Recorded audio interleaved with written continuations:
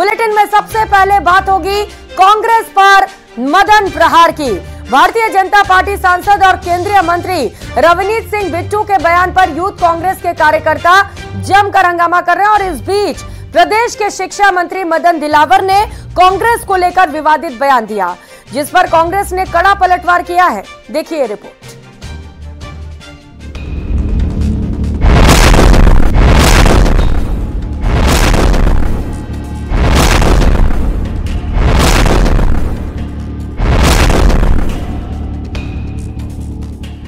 शिक्षा मंत्री का कांग्रेस पर प्रहार। कांग्रेस रही है आतंकवादियों की पक्षधर। मदन दिलावर पर कांग्रेस का कड़ा पलटवार। 9 महीने की उपलब्धि बताएं दिलावर। कांग्रेस तो हमेशा आतंकवादियों की पक्षधर रही है। आपने देखा होगा जब बाटला हाउस में आतंकवादी मारे जा रहे थे, जब सोनिया गांधी फूट फूट कर रो रही थी, ये मैं नहीं कर रहा हूँ, ये राहुल गांधी खुद ने कहा है। वो आतंकवादियों को जी लगाकर, अब्बा लगाकर, पता नहीं क्या सम्मानित संबोधन करके बोलती है। यूं तो प्रदेश के शिक्षा मंत्री मदन दिलावर कांग्रेस पर प्रहार का कोई मौका नहीं चूकते, लेकिन इस बार उनकी जुबान से निकले बयान की टाइमिंग परफेक्ट कही जा रही है। दरअसल राहुल गांधी के खिलाफ हेट स्पीच देने वाले बीजेपी और सहयोगी दल के नेताओं के खिलाफ कांग्रेस खम ठोक कर सड़कों पर आ गई है। आपकी टीवी स्क्रीन पर नजर आ रही तस्वीरें राजधानी जयपुर से आई हैं। तो वो राहुल गांधी को कहे कि राहुल गांधी आतंकवादी है, नंबर 1 का आतंकवादी है, या शर्म वाली बात है।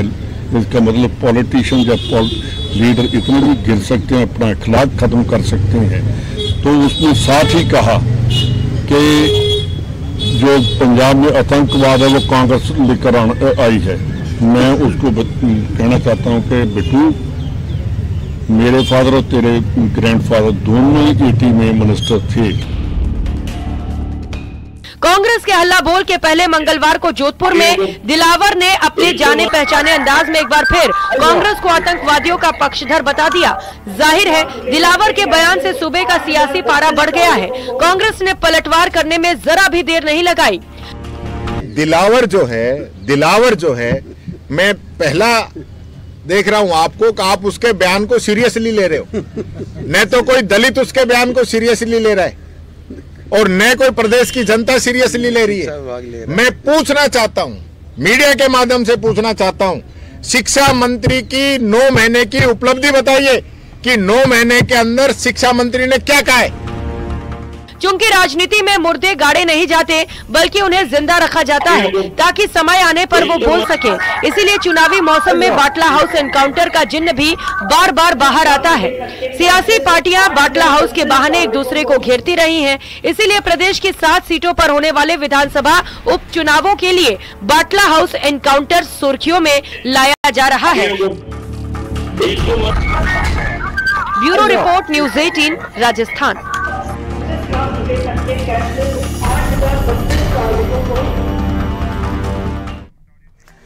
झुंझुनू के सिंघाना से इस बीच बड़ी खबर मिल रही है, जहां पर हिस्ट्री शीटर ने महिला सजना देवी को गोली मार दी। घर में काम कर रही महिला पर 2 युवकों ने गोली चलाई। हिस्ट्री शीटर उमेश सांतड़िया पर गोली मारने के आरोप लगे हैं। महिला को गंभीर हालत में झुंझुनू रेफर किया गया है। कृष्ण सिंह शेखावत हमारे साथ जुड़ चुके हैं। कृष्ण, क्यों मारी गई गोली, क्या अपडेट इसे लेकर?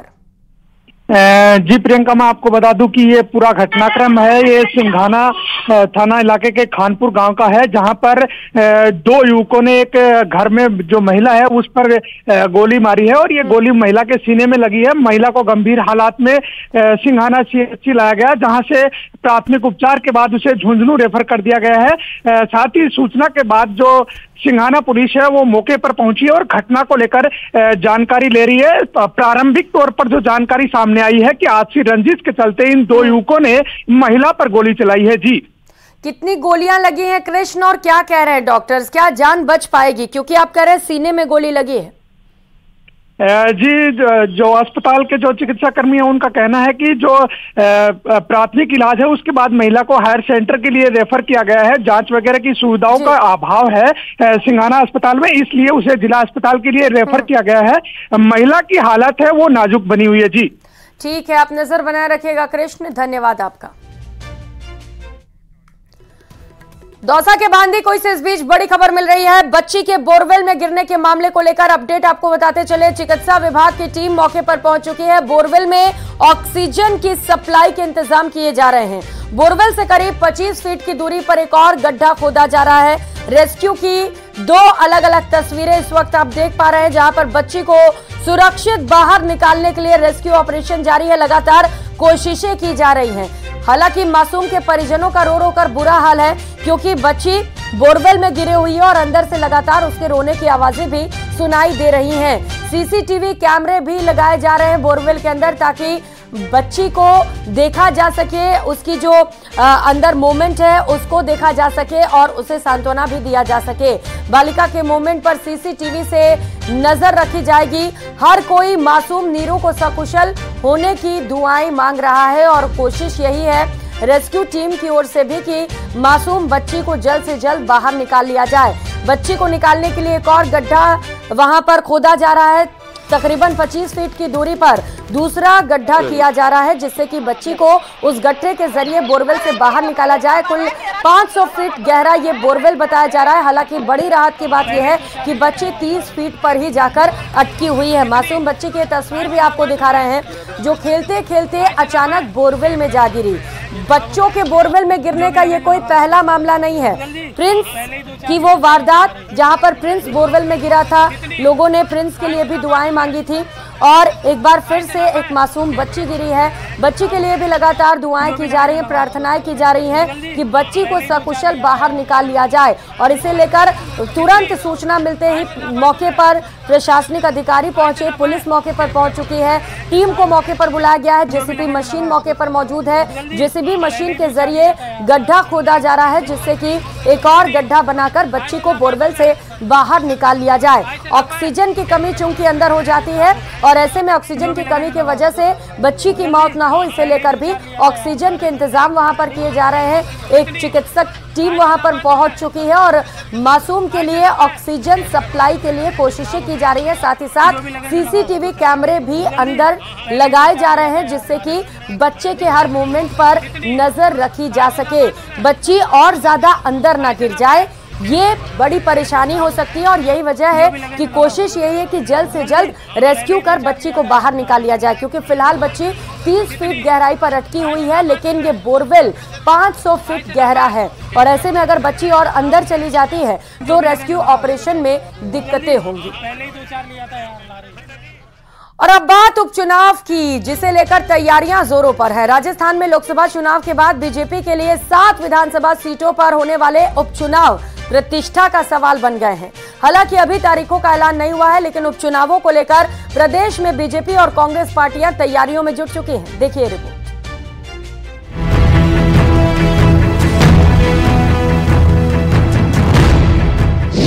सियासी घमासान, उपचुनाव का मैदान, 7 सीटों का रण, बीजेपी कांग्रेस का प्रण, उपचुनाव की बेला, 7 सीटों का खेला।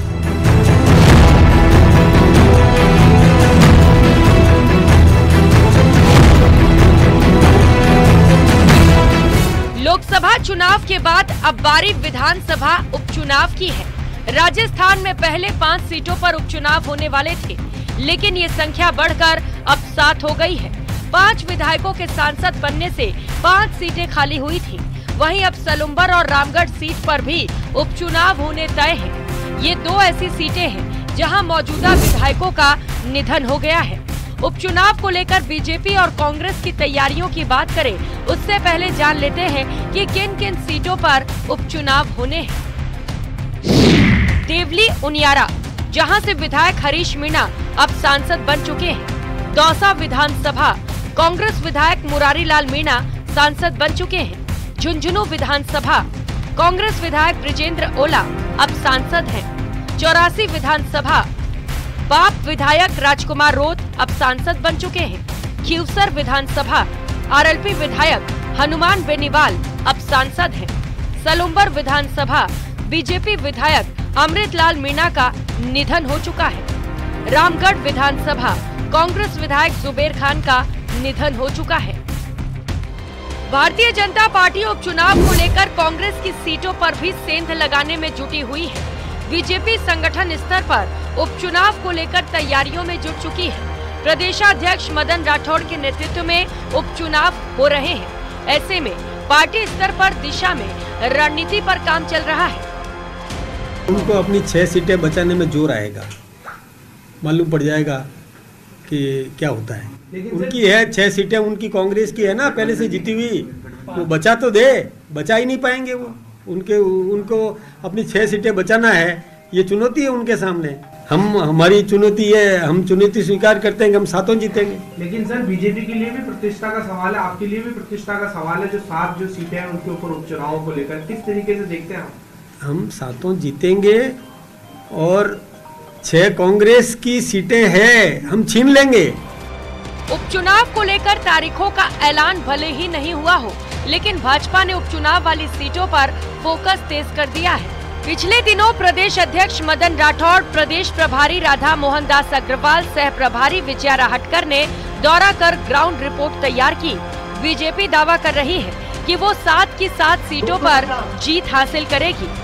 सभी लोग इस पार्टी के संगठन को बढ़ाने में या इन चुनाव की दृष्टि से देखें तो सभी जगह हमारी तैयारी प्रारंभ हो चुकी है। कार्यकर्ता तैयार है और जिस प्रकार का माहौल आज राजस्थान के अंदर है, भारतीय जनता पार्टी के नेतृत्व में, जब से माननीय मुख्यमंत्री भजनलाल जी शर्मा जो कि एक संगठन के कार्यकर्ता के रूप में मुख्यमंत्री की कुर्सी पर बैठे हैं, और निश्चित रूप से पूरे राजस्थान के अंदर जो आम जनता में भी एक विश्वास कायम हुआ है कि अगर कोई जनता की सेवा कर सकता है, इस राजस्थान का कोई विकास कर सकता है, तो भारतीय जनता पार्टी है। राजस्थान में 7 सीटों पर विधानसभा उपचुनाव होने हैं। हालांकि चुनाव आयोग ने अभी तक चुनाव के तारीखों का ऐलान नहीं किया है, लेकिन विधानसभा सीट खाली होने के 6 महीने के बाद आयोग उपचुनाव करवाता है। ऐसे में मई में हुए लोकसभा चुनाव के लिहाज से नवंबर तक चुनाव हो सकते हैं। उपचुनाव के लिहाज से पिछले कई चुनाव से अपने खराब परफॉर्मेंस की शिकार रही बीजेपी की कोशिश होगी कि इस बार उपचुनाव में अधिक से अधिक सीटें जीतकर विधानसभा में सदस्यों की संख्या 114 से अधिक बढ़ाई जाए। न्यूज़ 18 राजस्थान के लिए रोशन शर्मा की रिपोर्ट।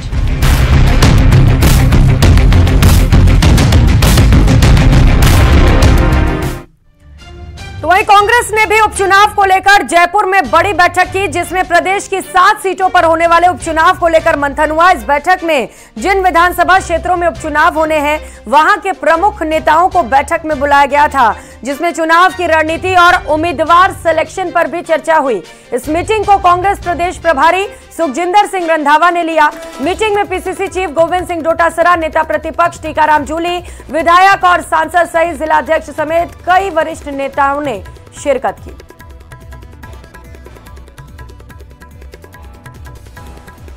तो 7 विधानसभा सीटों पर उपचुनाव होने वाले हैं। 5 सीटें खाली हुई थी क्योंकि यहां पर जो विधायक थे वो सांसद बन गए और 2 विधायकों की मौत हो गई, जिसकी वजह से 7 विधानसभा सीटों पर उपचुनाव होने वाले हैं, जिसे लेकर कांग्रेस की ओर से बैठक की गई।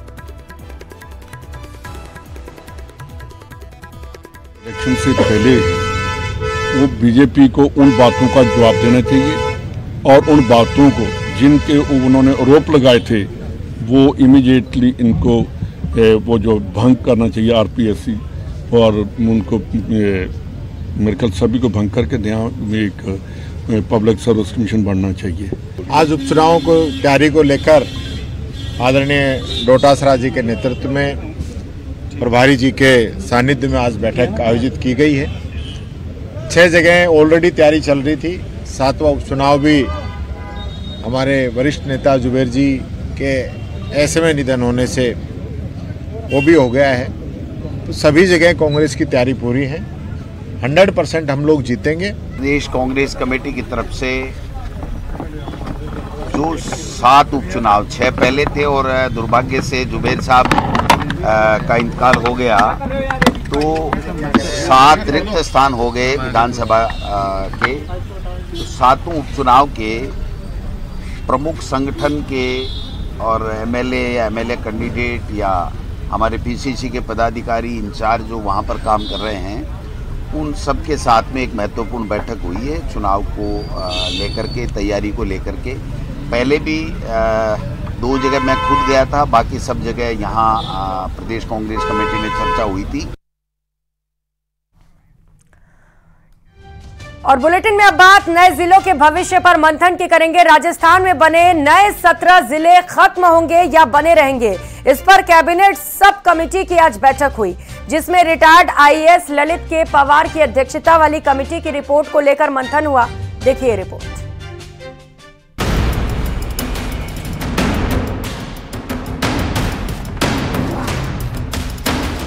बुधवार को सचिवालय में 17 नए जिलों को लेकर मंत्री मदन दिलावर के संयोजन में कैबिनेट सब कमेटी की बैठक हुई, जिसमें क्षेत्राधिकार, भौगोलिक स्थिति, आबादी सहित अलग अलग आधारों को लेकर नए सिरे से मंथन हुआ। ये मीटिंग पूर्व आईएएस अधिकारी ललित के पवार कमेटी की रिपोर्ट पर चर्चा करने के लिए हुई थी। मीटिंग के बाद शिक्षा मंत्री मदन दिलावर ने कहा कि जब तक फैसले को अंतिम रूप नहीं दे देते, बैठकें होती रहेंगी। वहीं मंत्री हेमंत मीणा ने कहा कि जल्द ही कमेटी अपने नतीजे पर पहुंचेगी। अगर जब तक अंतिम रूप नहीं दे देंगे तब तक बैठकें होती रहेंगी। आज ये बैठक है, किस तरह की चर्चा हुई है ललित के पवार कमेटी में?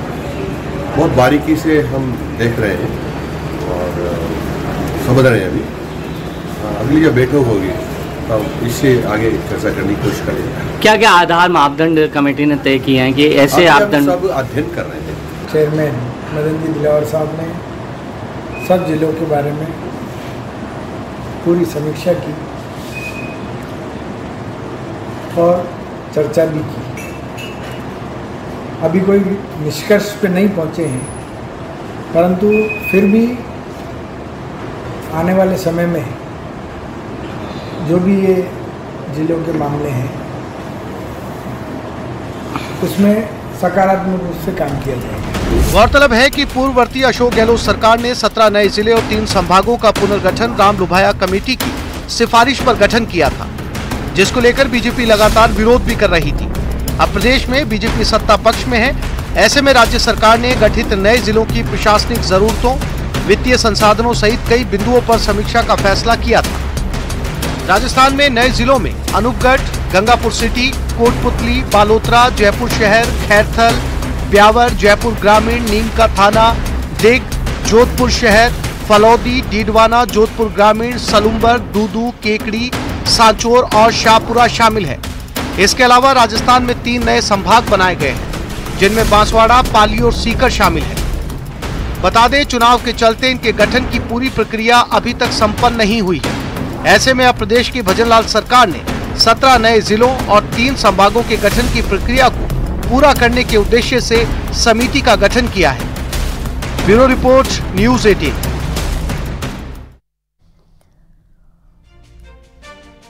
और बुलेटिन में अब बात एक देश एक चुनाव यानी कि वन नेशन वन इलेक्शन की। वन नेशन वन इलेक्शन पर देश में गर्मा गर्म बहस चल रही है। केंद्रीय कैबिनेट की मंजूरी के बाद माहौल और गर्म हो गया। एक साथ चुनाव करवाने से देश को कितना फायदा और नुकसान होगा, आइए इस रिपोर्ट में जानते हैं।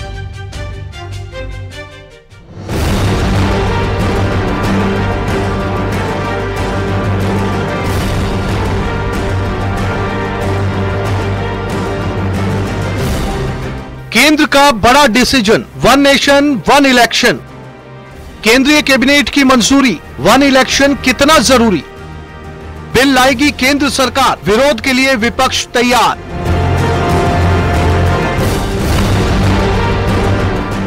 वन नेशन वन इलेक्शन को लेकर केंद्रीय कैबिनेट की मंजूरी ने सियासी माहौल और गर्म कर दिया है। संसद के शीत सत्र में सरकार इससे जुड़ा बिल लेकर आ सकती है। केंद्रीय मंत्री अश्विनी वैष्णव ने कैबिनेट के फैसलों की ब्रीफिंग करते हुए इसकी पुष्टि की है। ब्रीफिंग के दौरान उन्होंने कहा कि हाई लेवल कमेटी की सिफारिशों को मंजूर कर लिया गया है। यूनियन कैबिनेट में माननीय प्रधानमंत्री श्री नरेंद्र मोदी जी ने एनडीए की सरकार ने वन नेशन वन इलेक्शन में जो हाई लेवल कमेटी की रिकमेंडेशंस थी उसको एक्सेप्ट किया है। High level committee recommendations on one nation one election on simultaneous elections। अब आपको एक देश एक चुनाव से फायदे बताते हैं। 5 साल में सिर्फ एक बार चुनाव होंगे। दलों को जनसेवा के लिए ज्यादा समय मिलेगा। चुनाव पर होने वाला खर्च बचेगा, सरकारी संसाधनों की बचत होगी। एक देश एक चुनाव पर कमेटी ने क्या सुझाव दिया है, ये भी आपको बताते हैं। सभी राज्यों की विधानसभाओं का कार्यकाल 2029 तक बढ़ाया जाए। पहले फेज में लोकसभा विधानसभा चुनाव एक साथ हो सकते हैं। दूसरे फेज में 100 दिनों के भीतर लोकल बॉडी के चुनाव हो सकते हैं। चुनाव आयोग सिंगल वोटर लिस्ट तैयार करेगा। पूर्व राष्ट्रपति रामनाथ कोविंद की अध्यक्षता में वन नेशन वन इलेक्शन को लेकर कमेटी ने 62 पार्टियों से संपर्क साधा था। इनमें से 47 ने जवाब दिया। 32 पार्टियों ने एक साथ चुनाव कराने का समर्थन किया। वहीं 15 पार्टियों ने इसका विरोध किया और 15 पार्टियों ने इसका जवाब नहीं दिया। और देश भर में अब वन नेशन वन इलेक्शन पर राजनीति हो रही है। प्रदेश में भी वन नेशन वन इलेक्शन पर सियासी पारा हाई है। शिक्षा मंत्री मदन दिलावर ने वन नेशन वन इलेक्शन का समर्थन किया। उन्होंने कहा कि मैं केंद्र के इस फैसले का स्वागत करता हूं। बहुत सारा खर्चा होता है, हमारे देश की जनता का पैसा जो होता है ना, बहुत ही कमाई से आता है, खून पसीने का पैसा है, उसका अनावश्यक रूप से दुरुपयोग नहीं होना चाहिए। इसलिए टुकड़े टुकड़े में चुनाव कराने के बजाय बेहतर है कि एक साथ चुनाव हो जाए। और क्योंकि जो उन्होंने सोच समझ के किया है, हमारे से बड़े विद्वान लोग वहाँ बैठे होंगे, कई सारे लोगों से विचार विमर्श किया होगा, उसके बाद निर्णय किया है।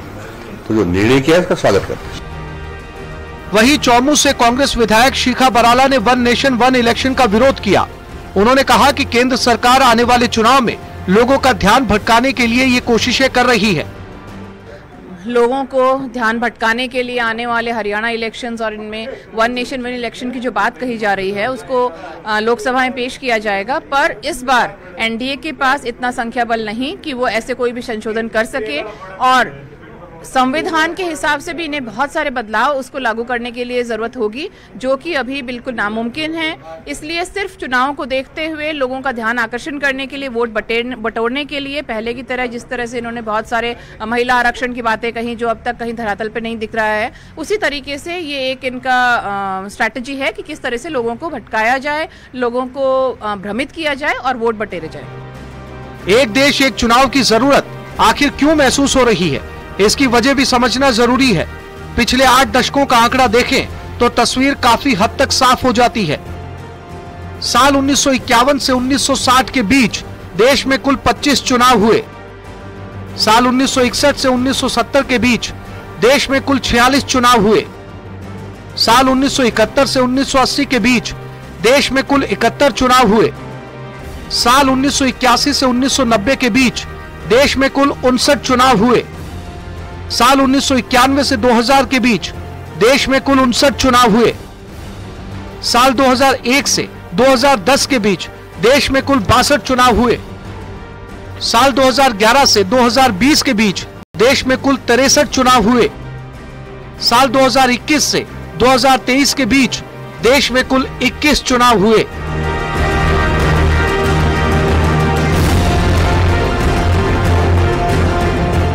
वन नेशन वन इलेक्शन सदन में पास हो पाता है या नहीं, ये तो समय ही बताएगा, लेकिन अभी इसे लेकर सियासी पारा हाई है।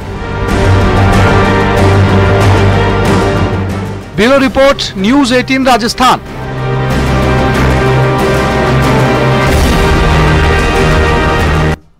और करेंगे इस बीच जयपुर से मिल रही बड़ी खबर का। राहुल गांधी के खिलाफ टिप्पणी के मामले को लेकर बड़ा अपडेट आपको बता दें। राहुल गांधी पर टिप्पणी के खिलाफ कांग्रेस लामबंद हो गई है। कल प्रदेश भर में कांग्रेस की ओर से विरोध प्रदर्शन किया जाएगा। जयपुर में शहीद स्मारक पर भव्य विरोध प्रदर्शन की तैयारी है।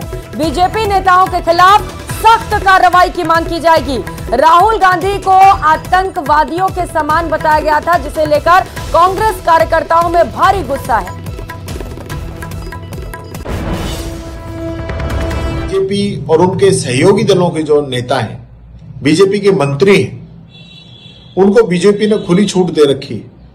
मैं कहना चाहूंगा, राहुल गांधी जी जिन्होंने कश्मीर से कन्याकुमारी तक की यात्रा की, मणिपुर से मुंबई तक की यात्रा की और देश के अंदर मोहब्बत की दुकान, प्यार प्रेम और भाईचारा का संदेश दे रहे हैं। गरीब की, दलित की, पिछड़े की, ओबीसी की, किसान की राहुल गांधी जी बात कर रहे हैं उसके खिलाफ इस प्रकार की बयानबाजी की जा रही है और मोदी और अमित शाह दोनों ही चुप हैं। या तो इनकी सह पे इशारा हो रहा है या इनकी मूक सहमति इन लोगों के साथ है। क्या देश के लोकतंत्र के अंदर, प्रजातंत्र के अंदर, संविधान के अंदर किसी व्यक्ति को इस प्रकार से टारगेट और जान से मारने की धमकी दी जा सकती है? इस देश के लोकसभा के नेता प्रतिपक्ष को बीजेपी जिस प्रकार से टारगेट कर रही है, इससे साफ नजर आ रहा है कि ये लोग राहुल गांधी जी से डरते हैं, इनसे घबराए हुए हैं और इनके खिलाफ जानबूझ के इस प्रकार का प्रचार ये लोग कर रहे हैं। मैं कहना चाहूंगा इस पे मोदी जी, अमित शाह जी कड़ा एक्शन लें और ऐसे लोग हैं इनको पार्टी से निकालें और संविधान के अनुरूप इन पे कार्रवाई करें।